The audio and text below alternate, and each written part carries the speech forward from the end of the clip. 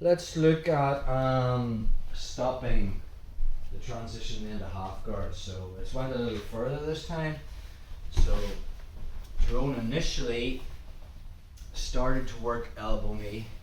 So we got my hands on the mat. We looked at as his hand come across, I could just use my hip and drive my hip into his hands. Then I can hug his head. Now his hands are busy and I can start to work attacking the neck. If I'm late, he happens to get on the side and he's framing and he's about to go for quarter mount.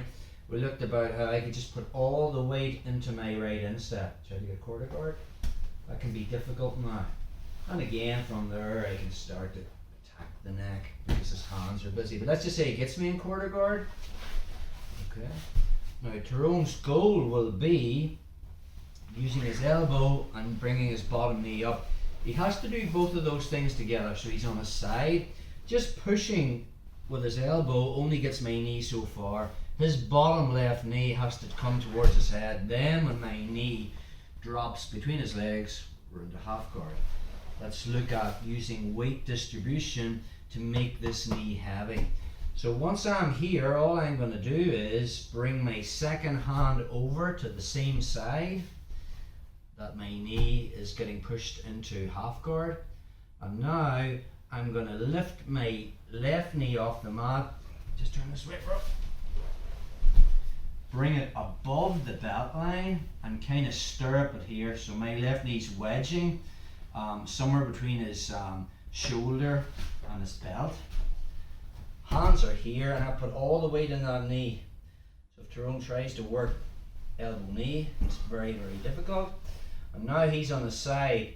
My free hand is just going to now start pushing his head away from my knee. We talked about this concept. Anytime Tyrone can see my knee, he can do elbow knee. I'm making him not see my knee. And now I can use my forearm even to turn his head. And now that connection with his elbow into my knee isn't there. Now I can drop this knee to the mat and I'm in mount. Biggest mistake you're going to make from this position is when he gets into elbow knee position, gets my hands on the mat first, lift your hips. Right, and now he starts working elbow knees. He's got me in quarter guard. If I just stay on the belt line and bring my knee up and wedge, whereby I'm on his belt line, Tyrone can shrimp this way and put me back in the butterfly guard. So we need to make sure that if we're doing this weight distribution, that I need to bring my knee forward so we're not on the belt line. So again, he gets my hands on the mat.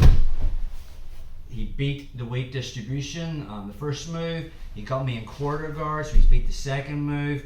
Now he's looking to push this knee in. So I don't just do that or he can shrimp away. All I'm going to do is travel my knee up. And again, I want to make sure I bring this arm with me. Okay, I want the arm coming with me. And then I bring two hands to this side. Now all the weight's on this knee when he tries to work his elbow knee. It's difficult, but I don't want to stay here indefinitely. Tyrone might work out. Okay, so I don't want him looking at my knee, so this hand just pushes his head away. And now I can use my forearm to lean on his face.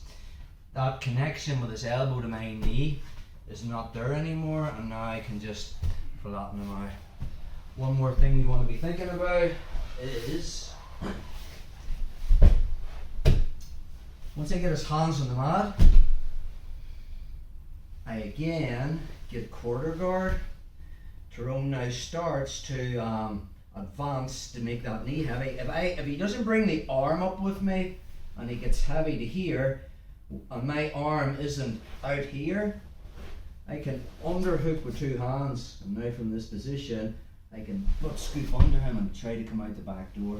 So we want to be thinking about when we go for this move, when Tyrone wedges to make that knee heavy, he wants to bring this arm with him.